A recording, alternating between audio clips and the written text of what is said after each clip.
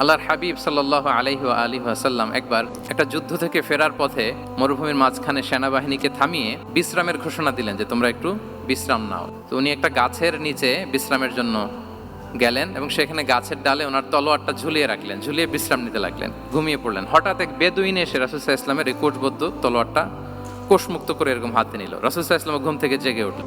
এবার বেদুইন বলতে আরম্ভ করলো, মাইয়ামনাউকা মিন্নি, এই মুহাম্মদ তোমাকে এবার কে বাঁচাবে বলো, এই তো আমার হাতে তলোয়ার। সাথে সাথেই আল্লাহর হাবিব সাল্লাল্লাহু আলাইহি ওয়া আলিহি ওয়াসাল্লাম উনি উত্তরে বললেন আল্লাহ। উত্তরে কি বললেন?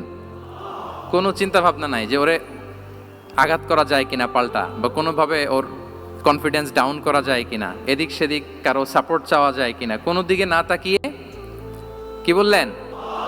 আল্লাহ। সব সময় তিনি আল্লাহ কেন্দ্রিক ছিলেন। এটাকে বলে গড সেন্ট্রিক মাইন্ডসেট। যে কোনো পরিস্থিতিতে তিনি আল্লাহ যে আমার সাথে আছেন এটা কল্পনা করতেন।